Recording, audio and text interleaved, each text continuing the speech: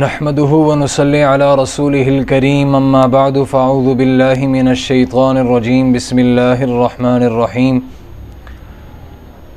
قال تعالى في كلامه المجيد والفرقان الحميد ما كان محمد أبا أحد من رجالكم ولكن رسول الله وخاتم النبيين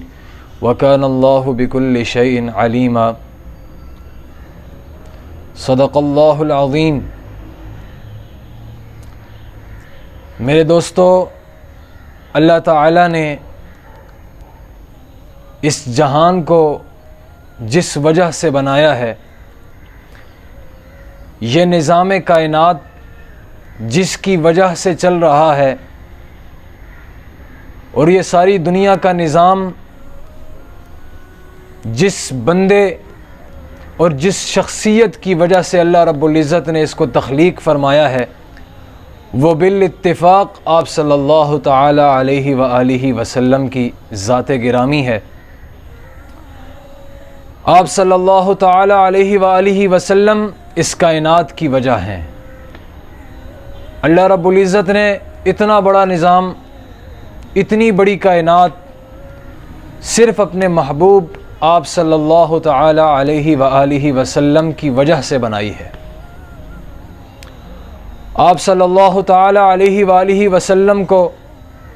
اللہ رب العزت نے انبیاء علیہ السلام کا امام بنایا، ایک عظیم جماعت دی صحابہ کرام کی۔ تو ان تمام باتوں سے پتہ چلتا ہے کہ آپ صلی اللہ تعالی علیہ وآلہ وسلم ہی کی ذات وہ ذات ہے جس کی وجہ سے اللہ رب العزت نے اس کائنات کو تخلیق فرمایا، اور اتنا بڑا نظام اللہ رب العزت نے اس کو تخلیق فرما دیا صرف آپ صلی اللہ تعالی علیہ وآلہ وسلم کی ذات گرامی کی وجہ سے۔ آپ صلی اللہ تعالی علیہ وآلہ وسلم کو اللہ رب العزت نے بے شمار انعامات نصیب فرمائے، بے شمار معجزات سے نوازا۔ ان میں سب سے بڑا معجزہ اللہ رب العزت نے اپنا کلام، اپنا قرآن آپ صلی اللہ تعالی علیہ وآلہ وسلم کی ذات گرامی پر نازل فرمایا، جس قرآن کو اللہ رب العزت نے فرمایا کہ اگر پہاڑوں پر نازل ہوتا تو پہاڑ پھٹ کر ریزہ ریزہ ہو جاتے۔ وہ کلام، وہ عظیم کلام اللہ رب العزت نے آپ صلی اللہ تعالی علیہ وآلہ وسلم کی ذات گرامی کو دیا۔ تو آپ صلی اللہ تعالی علیہ وآلہ وسلم تو وجہ کائنات، اس وجہ کائنات کو آپ صلی اللہ تعالی علیہ وآلہ وسلم کو اللہ رب العزت نے ایک عظیم مشن دے کے بھیجا کہ آپ جائیں دیگر انبیاء کی طرح، جیسے دیگر انبیاء نے اللہ رب العزت کی طرف لوگوں کو بلایا ہے، آپ بھی جائیں، آپ بھی لوگوں کو میری دعوت دیں، میری طرف بلائیں۔ تو آپ صلی اللہ تعالی علیہ وآلہ وسلم نے 100% اس حکم کی تعمیل کرتے ہوئے اللہ رب العزت کی طرف لوگوں کو بلایا ہے، اور جو قرآن اور جو دین آپ صلی اللہ تعالی علیہ وآلہ وسلم کو اللہ رب العزت نے دیا بعینی ہی، آپ صلی اللہ تعالی علیہ وآلہ وسلم نے اسے امت مسلمہ تک پہنچایا۔ آپ صلی اللہ تعالی علیہ وآلہ وسلم کے بے شمار انعامات امت پر جو کیے گئے ہیں، آپ صلی اللہ تعالی علیہ وآلہ وسلم نے ساری زندگی امت کے لیے دعائیں کر کر کے مانگا کہ یا اللہ میری امت کا فیصلہ کر دے، یا اللہ میری امت سے یہ سختیاں ہٹا دے، یا اللہ یہ سختیاں ہٹا دے، یہ والی سختی بھی ایک امت پر نہ ہو۔ تو آپ صلی اللہ تعالی علیہ وآلہ وسلم راتوں کی نمازوں میں، تہجد کی نمازوں میں امت کے لیے رو رو کے مانگے، یا اللہ میری امت پر آسانی کر دے، یا اللہ میرے آنے والی نسلوں میں آسانی کر دے، یا اللہ۔ آپ صلی اللہ تعالی علیہ وآلہ وسلم کے اوپر جب نمازوں کا تحفہ آپ صلی اللہ تعالی علیہ وآلہ وسلم کو دیا گیا، 50 نمازوں میں سے 5 رہیں، تو یہ امت کی وجہ سے کم کرتے کرتے حضرت موسیٰ نے تو فرمایا کہ آپ یہ 5 میں سے بھی کم کروا کے آئیں۔ آپ صلی اللہ علیہ وسلم نے فرمایا مجھے شرم آتی ہے۔ تو آپ صلی اللہ تعالی علیہ وآلہ وسلم نے امت کے لیے ہمیشہ آسانی کو چاہا ہے۔ آپ صلی اللہ تعالی علیہ وآلہ وسلم نے عمر کے آخری وقت میں تراویح نماز جب شروع کرنے لگے، 2-3 دن نماز پڑھی، اس کے بعد مسجد نہیں آئے،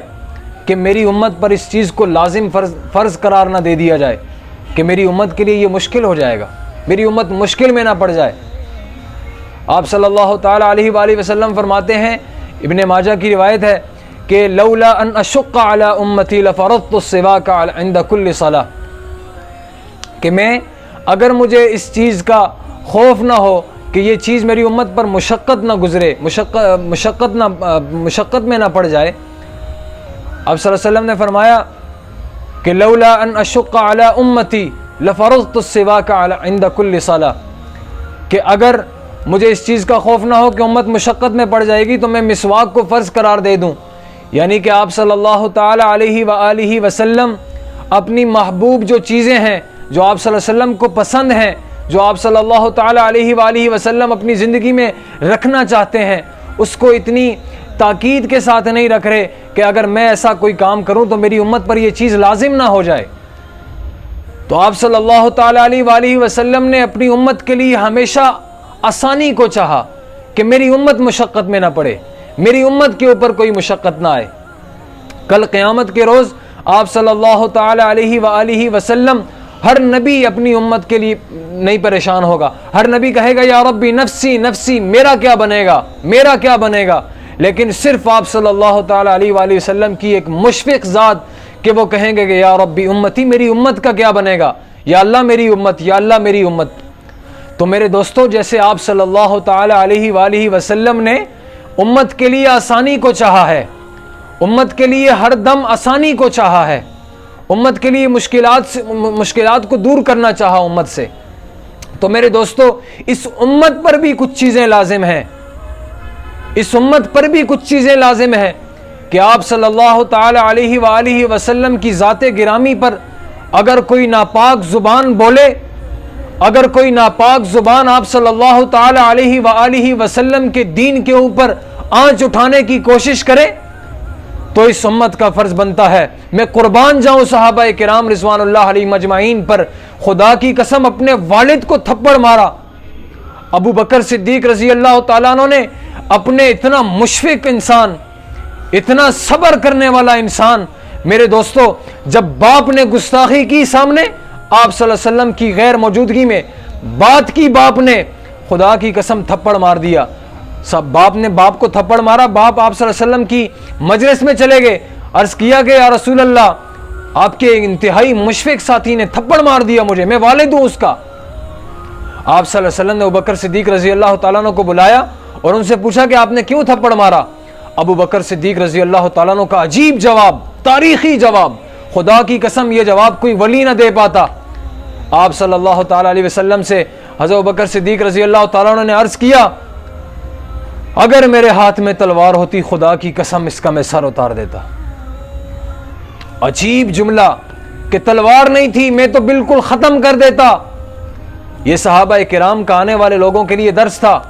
کہ یاد رکھو کہ آپ صلی اللہ تعالیٰ علیہ وآلہ وسلم کی ذات گرامی پر اگر کوئی ناپاک زبان چلے تو اپنے ماں باپ کو مت دیکھنا،